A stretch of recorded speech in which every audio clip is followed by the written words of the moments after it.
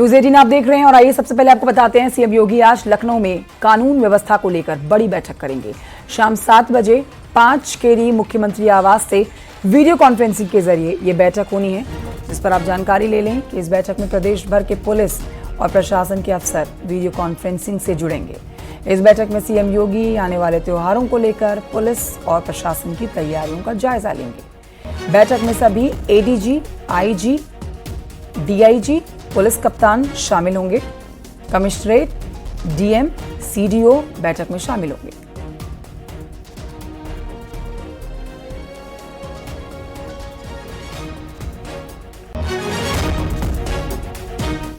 उधर गोरखपुर में सीएम योगी महंत दिग्विजयनाथ की 55वीं पुण्यतिथि में शामिल हुए और महंत अवैधनाथ की 10वीं पुण्यतिथि सम्मेलन में उन्होंने शिरकत की है। इस मौके पर सीएम योगी ने कहा कि हम सबको देश के लोकतंत्र पर गर्व है और निजी स्वार्थ को छोड़ने से ही लोकतंत्र बचेगा।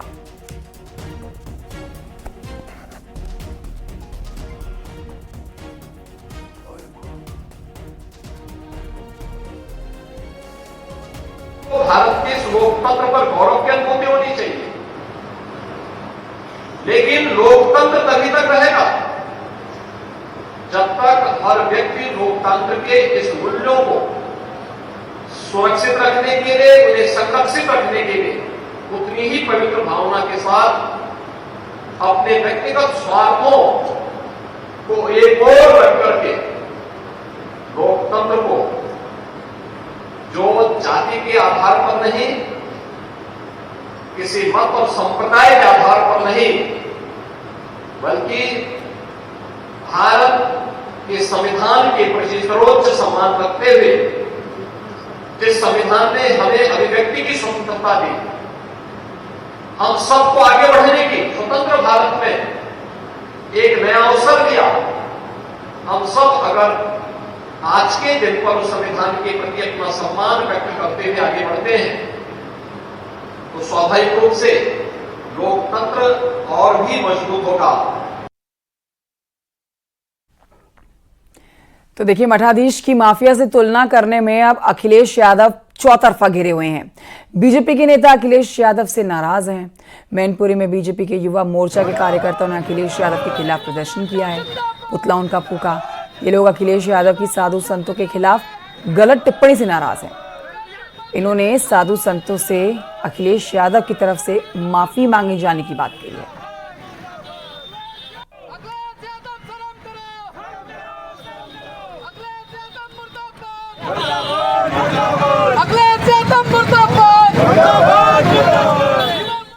समाजवादी पार्टी के अध्यक्ष अखिलेश यादव के मठाधीश वाले बयान पर साधु संतों में काफी आक्रोश है।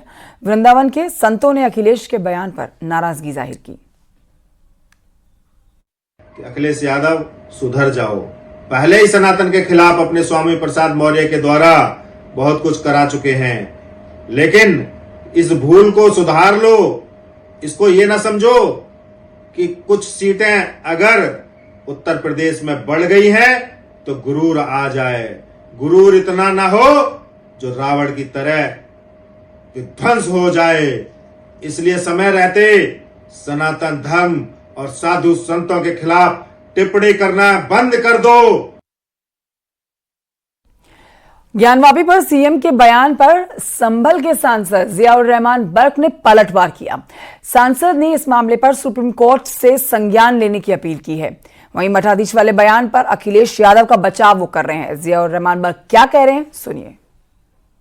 कि मुस्लिम समाज इस बात को कह सकता है कि वो मस्जिद है, क्योंकि वहाँ पे मस्जिद है, हम नमाज पढ़ रहे हैं। लेकिन एक योगी महाराज जी जो कि इस प्रदेश के मुख्यमंत्री भी हैं, सबसे बड़े देश का जो प्रदेश है, उनको इस टाइप की भाषा का इस्तेमाल करना कतई भी नहीं चाहिए। और क्योंकि ये अभी कोर्ट के अंदर ये मामला है, और या तो वो कोर्ट से ऊपर अपने आप को वो बताएं कि वो कोर्ट से ऊपर हो गए, कि कोर्ट के निर्णय भी वो खुद लेने लगे। इसमें इस टाइप की बात कहना, ये कहीं ना कहीं उनकी जो है एहसास कमतरी का शिकार हैं। वो इसने इस चीज़ को कह रहे हैं। उनसे कंपेयर उनका नहीं है, बल्कि जो बीजेपी के लोग संतों का चोला पहन कर करके जो क्राइम कर रहे हैं उनको गलत कहना है। वो संतों की मुखालफत उन्होंने नहीं करी, मैं पूछना चाहता हूँ, किसी समाज के अंदर हर व्यक्ति गलत ना अच्छा हो सकता है ना बुरा हो सकता है। जो बीजेपी के लोग हैं और वो राजनीति की उसके संत की आड़ में राजनीतिकरण कर रहे हैं, माननीय राष्ट्राध्यक्ष जी का कहना 29 के लिए गलत था। सभी संतों के पर उंगली उठाने का उनकी टिप्पणी कतई नहीं करी। इसको मैं जहाँ तक मेरे संज्ञान में आया, इस मामले को थोड़ा काट पीट कर करके पेश किया गया है। दिल्ली के मुख्यमंत्री अरविंद केजरीवाल ने आज दिल्ली की सियासत में भूचाल ला दिया है। अपने इस्तीफे का ऐलान करके उन्होंने इस समय दिल्ली की राजनीति में बहुत बड़ा भूचाल ला दिया है। उन्होंने कहा है कि 2 दिन बाद वो इस्तीफा दे देंगे। विधायक दल की बैठक में दिल्ली के अगले सीएम का ऐलान करेंगे। उन्होंने साथ में यह भी कहा कि मनीष सिसोदिया सीएम नहीं बनेंगे। फिलहाल सवाल यही है, कौन बनेगा दिल्ली का अगला मुख्यमंत्री। इसके लिए कुछ नामों के कयास अब लगाए जा रहे हैं, जिसमें आतिशी का नाम सबसे ऊपर है, संजय सिंह का नाम भी है, सौरभ भारद्वाज का नाम भी है, राघव चड्ढा का नाम भी है और सुनीता केजरीवाल, जो कि अरविंद केजरीवाल की धर्मपत्नी है, उनका नाम भी लिस्ट में शामिल है। दोस्तों, 2 दिन के बाद, आज से 2 दिन के बाद मैं सीएम की कुर्सी से इस्तीफा देने जा रहा हूं।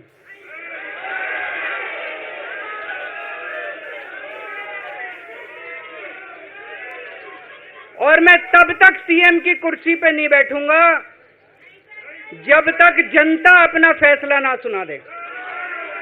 मैं जनता के बीच में जाऊंगा, गली गली में जाऊंगा, घर घर में जाऊंगा, और जब तक जनता अपना फैसला ना सुना दे कि केजरीवाल ईमानदार है, तब तक मैं सीएम की कुर्सी के ऊपर नहीं बैठूंगा। फरवरी में चुनाव है। आज इस मंच से मैं मांग करता हूं कि ये चुनाव नवंबर में कराए जाएं, महाराष्ट्र के साथ कराए जाएं, तुरंत कराए जाएं चुनाव।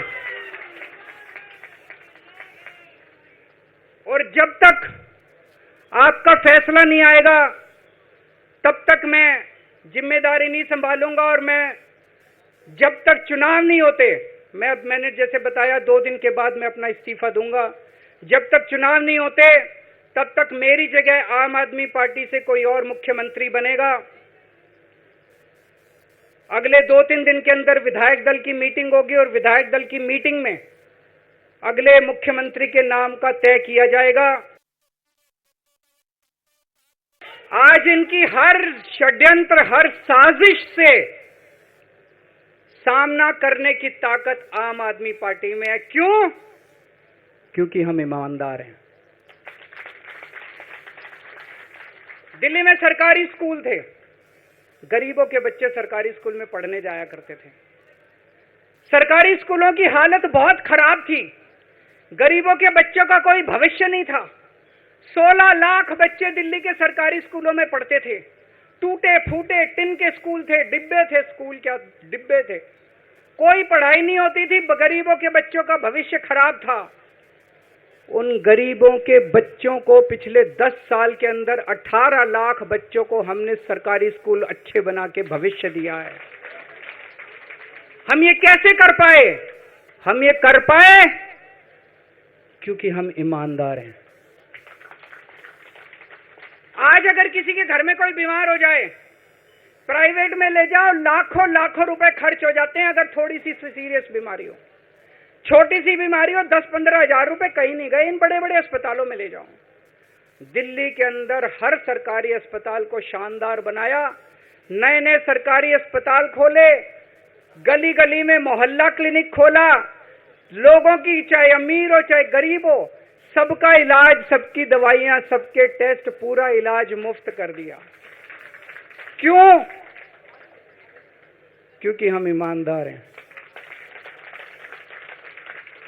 आज दिल्ली की महिलाएं जब बस में सफर करती हैं, उनकी टिकट नहीं लगती। बाकी देश की सरकारें घाटे में चल रही हैं, दिल्ली की सरकार ये सब सुविधा देने के बावजूद फायदे में चल रही है। क्यों? क्योंकि हम ईमानदार हैं। आज दिल्ली के अंदर इतनी सुविधाएं, 24 घंटे बिजली आती है आज दिल्ली में, पहले 8-8 घंटे के पावर लगते थे। हम ये कर पाए क्योंकि हम ईमानदार हैं। आज दिल्ली के लोगों को फ्री बिजली मिल रही है, कैसे? क्योंकि हम ईमानदार हैं। आज दिल्ली में जगह जगह सीसीटीवी कैमरे लग गए, स्ट्रीट लाइट्स लग रही हैं, लोगों को तीर्थ यात्रा कराई जा रही है। इतने कच्ची कॉलोनियों के अंदर पिछले 75 साल में इतनी सड़कें और गलियां नहीं बनी जितनी पिछले 10 साल के अंदर में सड़कें और गलियां बना दी। 75 साल के अंदर दिल्ली में इतनी पानी की पाइपलाइन नहीं डली जितने पिछले 10 साल के अंदर पानी की पाइपलाइन डाल दी। कहां से आया पैसा? क्यों?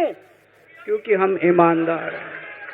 ये हमारी ईमानदारी से डरते हैं, ये हमारी ईमानदारी से डरते हैं। ये बिजली फ्री नहीं कर सकते, क्यों? ये बेईमान है। और बढ़ते हैं आगे। 13 सितंबर को जेल से बाहर आए दिल्ली के मुख्यमंत्री अरविंद केजरीवाल ने आरोप लगाया कि जेल से एलजी को चिट्ठी लिखने पर मुझे धमकी दी गई। भारत के अंदर एक क्रांतिकारी मुख्यमंत्री जेल गया। मैं अभी जेल गया, मैंने जेल से एक ही पत्र लिखा था एलजी साहब को। 15 अगस्त था, देश का स्वाधीनता दिवस था। देश के आजादी के दिवस के ऊपर दिल्ली का मुख्यमंत्री दिल्ली सरकार की तरफ से झंडा फहराता है। मैंने एलजी साहब को 3 दिन पहले चिट्ठी लिखी, 15 अगस्त के 3 दिन पहले, कि एलजी साहब, मैं चूंकि जेल में हूं, मेरी जगह आतिशी जी को झंडा फहराने की इजाजत दी जाए। कुछ गलत तो नहीं लिखा? वो चिट्ठी मेरी एलजी साहब तक नहीं पहुंचाई गई, मुझे चिट्ठी वापस करी गई और मेरे को ये वार्निंग जारी की गई। ये वार्निंग भी लेके आया हूं, जिंदगी भर साथ रखूंगा ये मेरे को वार्निंग दी गई कि दूसरी बार अगर आपने एलजी साहब को चिट्ठी लिखने की हिम्मत करी तो आपके साथ जो फैमिली मुलाकात होती है हर हफ्ते, वो फैमिली मुलाकात बंद कर दी जाएगी।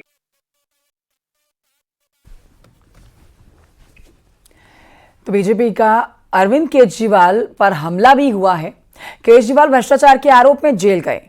केजरीवाल ने अपना ही नियम तोड़ा, ये बीजेपी आरोप लगा रही है।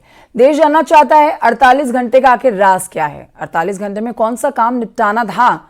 बीजेपी ये सवाल पूछ रही है। जेल में रहकर इस्तीफे की बात नहीं की गई, इस्तीफे के लिए 2 दिन क्यों लिए गए? बाहर आए हैं तो जेल में रह के तो आपने इस्तीफे की बात की नहीं, बाहर आके इस्तीफा देने की बात क्यों हो रही है? और ये 48 घंटे बाद की बात क्या है? देश और दिल्ली की जनता जानना चाहती है 48 घंटे का राज क्या है, ये 48 घंटे में क्या क्या सेटल करना है। क्योंकि आप देश के पहले मुख्यमंत्री बने हैं जो सर्वोच्च न्यायालय के द्वारा प्रतिबंधित है कि आप कार्यालय नहीं जा सकते, कोई फाइल नहीं साइन कर सकते, जिस मुद्दे में आप आरोपी हैं उस पर बयान नहीं दे सकते। भारत के इतिहास में कोई ऐसा उदाहरण नहीं होगा कि मुख्यमंत्री के ऊपर यह प्रतिबंध हो, उसके बाद भी 48 घंटे किस चीज के लिए चाहिए? सरकारी काम तो कर नहीं सकते, तो कौन सा निजी काम है, कौन सी ऐसी निजी चीज है जिसके लिए आप 48 घंटे की मोहलत मांगने की कोशिश कर रहे हैं? और हम यह भी कहना चाहेंगे, जब केजरीवाल जी ने इस्तीफे की बात की तो हम यह कह सकते हैं कि यह उनके जुर्म का इकबालिया बयान हो गया। यानी आपने मान लिया कि आप पे जो आरोप थे वो इस लायक हैं कि आप पद पे नहीं रह सकते, अर्थात आपके आरोपों की स्वीकारोक्ति है जब आपने त्यागपत्र की बात कही। वहीं आपको बताएं कि बीजेपी के सांसद मनोज तिवारी ने भी केजरीवाल पर हमला किया है।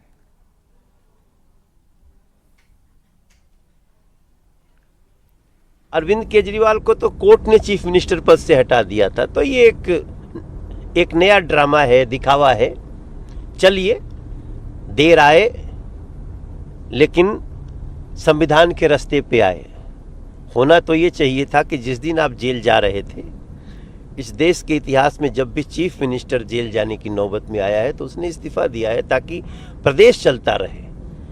अरविंद केजरीवाल ने दिखाया कि हमारा ईगो बड़ा है, हमारे लिए प्रदेश बड़ा नहीं है, प्रदेश के लोग बड़े नहीं है हमारे लिए।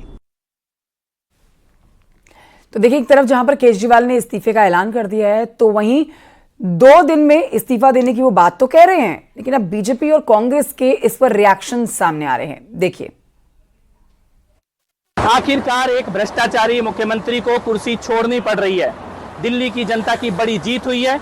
आज जश्न का दिन है। हमने कहा था कि भ्रष्टाचारी केजरीवाल को इस्तीफा देना पड़ेगा। दिल्ली के ऐसे दूसरे मुख्यमंत्री हैं जिनको करप्शन के कारण कुर्सी छोड़नी पड़ रही है। पहले शीला हारी है, अब केजरीवाल की बारी है। ये वो आदमी है जो जेल के अंदर से भी इस्तीफा देने को तैयार नहीं थे, कह रहे थे कि मैं जेल से ही सरकार चलाऊंगा, लेकिन आज सुप्रीम कोर्ट का डंडा पड़ा है, अरविंद केजरीवाल को कुर्सी छोड़नी पड़ रही है, इस्तीफा देना पड़ रहा है। देखिए, हमको लगता है कि केजरीवाल जी के सामने कोई दूसरा विकल्प भी नहीं था। एक तरह से मुख्यमंत्री का जो कार्य है उससे उनको रोकने का भी प्रयास किया गया या निर्देश दिया गया, तो वैसी हालत में उनका मुख्यमंत्री बने रहना मेरा ख्याल है उचित भी नहीं था। और आइए बढ़ते हैं आगे, कुछ और खबरें आप तक पहुंचाते हैं। अमेठी से खबर, जहां पर जगदीशपुर से बीजेपी के विधायक सुरेश पासी का आरोप है कि अमेठी में हो रहे विकास के काम से लोग खुश नहीं हैं। सुरेश पासी का आरोप है कि अमेठी के लोग रेलवे स्टेशन के नाम बदले गए हैं और कई रेलवे स्टेशन के नाम बदले गए हैं जिससे लोग खुश नहीं हैं। जिले में दूसरी जगहों पर तेजी से विकास के काम हो रहे हैं। ये बातें कुछ लोगों को पसंद नहीं आ रही है। विधायक सुरेश पासी का आरोप यह भी है कि कुछ दिन पहले महाराजा सोहेलदेव पासी के नाम पर बने स्मृति द्वार का विधायक ने उद्घाटन किया। उसको लेकर विधायक को धमकी भरे मैसेजेस आ रहे हैं। विधायक ने इस मामले की शिकायत अमेठी एसपी से की है, जिसके बाद पुलिस मामले की जांच में जुट गई है। तो कुछ जो कांग्रेस के लोग हैं, कुछ सपा के लोग हैं, इनको ये बातें अच्छी नहीं लगती हैं। सोशल मीडिया पर तरह तरह की धमकी देते हैं। हमारे बारे में भी धमकी भरा मैसेज जो है व्हाट्सएप पर किया गया है। इसकी सूचना जो है पुलिस कप्तान अमेठी को दे दी गई है। और ये बढ़ते आगे आपको बताते हैं, सोशल मीडिया पर कांग्रेस की नेता सुप्रिया श्रीनेत के वीडियो पर कमेंट करने वाले आरोपी को पुलिस ने गिरफ्तार कर लिया है।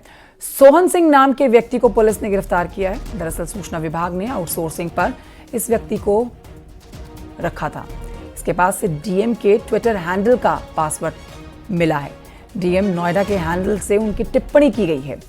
कमेंट करने के बाद सूचना विभाग ने मुकदमा दर्ज कराया था, जिस पर सेक्टर 20 पुलिस ने आरोपी सोहन सिंह को गिरफ्तार किया है।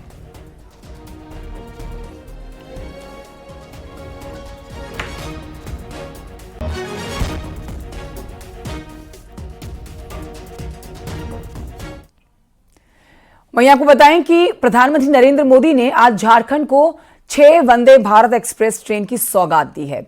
जमशेदपुर में पीएम ने 6 वंदे भारत एक्सप्रेस ट्रेन को वर्चुअली हरी झंडी दिखाई है। कार्यक्रम की तस्वीरें आपको दिखा रहे हैं। एक वंदे भारत वाराणसी से देवघर के लिए है। वाराणसी देवघर वंदे भारत एक्सप्रेस वाराणसी से 6:20 पर खुलकर 7 बजे पंडित दीनदयाल उपाध्याय जंक्शन जाएगी।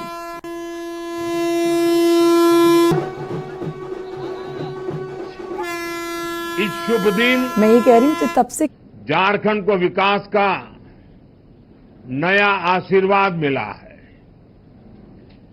6 नई वंदे भारत ट्रेनें 650 करोड़ से ज्यादा की रेलवे परियोजनाएं, कनेक्टिविटी और यात्रा सुविधाओं का विस्तार और इस सबके साथ साथ झारखंड के हजारों लोगों को पीएम आवास योजना के तहत अपना पक्का घर। मैं झारखंड की जनता जनार्दन को इन सभी विकास कार्यों के लिए बधाई देता हूं। और ये बढ़ते हैं आगे, जौनपुर की खबर आपको बता दें, जिसमें पूर्व विधायक और कांग्रेस की नेता नदीम जावेद और उनके 5 समर्थकों पर जौनपुर की नगर कोतवाली पुलिस ने छिनैती समेत जान से मारने की धमकी समेत कई गंभीर धाराओं में मुकदमा दर्ज किया है। पुलिस ने यह मुकदमा जौनपुर के खेतासराय निवासी खुर्शीद अनवर की शिकायत पर दर्ज किया है।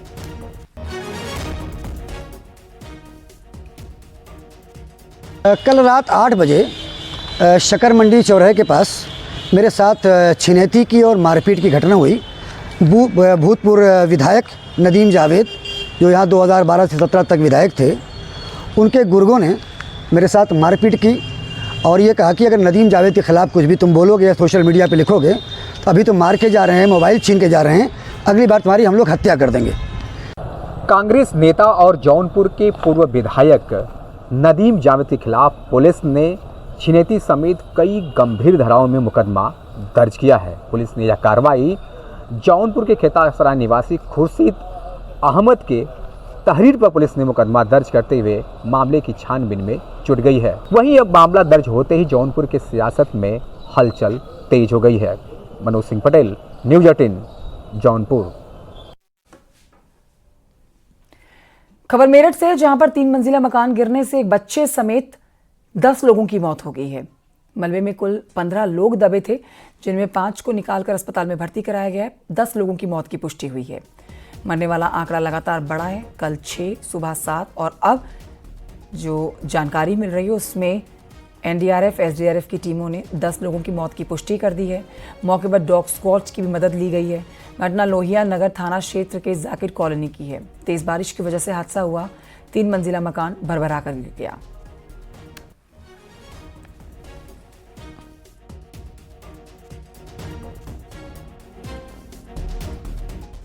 नहीं, देखिए, जब ये रेस्क्यू ऑपरेशन स्टार्ट हुआ था कल, तो 15 लोगों की सूचना दी गई थी उनके रिलेटिव्स के द्वारा, जो उस घर में थे। 3 लोग उसी टाइम पे जब टूट रहा था तभी निकल गए थे। बाकी के लोगों का रेस्क्यू ऑपरेशन चल रहा था। तो अब तक पूरे जो उन्होंने नाम बताए सभी 15 लोगों का रेस्क्यू ऑपरेशन हो गया है। उसमें अब तक की जो डेथ टोल है वो 10 लोगों की है। 5 लोग अलाइव हैं। और वैसे तो उन्होंने जो नाम बोले थे वो सारे हम लोगों ने सब रेस्क्यू कर लिए हैं, बट फिर भी पूरा अभी तक रेस्क्यू ऑपरेशन चलेगा जब तक हम लोग ये पूरा मलबा और हर एक डेब्रिस को वहाँ से हटा ना लें। कोई भी गुंजाइश हम लोग नहीं छोड़ेंगे। इसमें जो 10 डेथ्स हुई हैं उसमें एक पुरुष हैं, बाकी की सभी फीमेल्स हैं। और फीमेल्स भी 3 मतलब अबव 18 ईयर्स हैं। बाकी मेरठ में 3 मंजिला इमारत गिरने से बड़ा हादसा हुआ है। 10 लोगों की मौत हो चुकी है। 5 अभी भी जिंदगी और मौत से लड़ रहे हैं। हम इस समय मेरठ के मेडिकल हॉस्पिटल में खड़े हैं। इस पूरे हॉस्पिटल को कॉर्डन ऑफ किया गया है ताकि कोई अंदर ना जा सके, इलाज में कोई व्यवधान ना पड़ सके। जो मरीज हैं वो आईसीयू में भर्ती हैं। इसी हॉस्पिटल के आईसीयू में मरीज भर्ती हैं और जो 10 लोग हैं वो यहाँ से मोर्चरी भेज दिए गए हैं क्योंकि उनकी मौत हो चुकी है। आप देख सकते हैं तस्वीरों में कि किस तरह से अस्पताल में गहमा गहमी का माहौल है और यहाँ पर भारी पुलिस बल तैनात किया गया है ताकि इलाज में कोई व्यवधान उत्पन्न न कर सके। जो मरीज के तीमारदार हैं वो आक्रोशित हैं, वो कहीं इलाज में व्यवधान उत्पन्न न करें। तो ऐसी तमाम चीज़ें यहाँ पर की गई हैं। मैं आपको बता दूं कि मेरठ के थाना लोहिया नगर क्षेत्र के जाकिर कॉलोनी में ये पूरे का पूरा हादसा हुआ है। 3 मंजिला इमारत भरभरा कर गिर गई और वो इमारत गारा और मिट्टी से चिनी हुई थी, इसीलिए ये हादसा हुआ है। पश्चिम उत्तर प्रदेश में पिछले कई दिन से बारिश हो रही है और इसी बारिश के चलते ये बड़ा हादसा हुआ है। फिलहाल रेस्क्यू ऑपरेशन पूरा हो गया है। 15 लोग उस घर में थे जिसमें से 10 लोगों की मौत हो गई है और 5 लोग अभी भी जिंदगी और मौत से लड़ रहे हैं। कैमरामैन शिव सुदन के साथ न्यूज़ 18 के लिए निखिल अग्रवाल, मेरठ।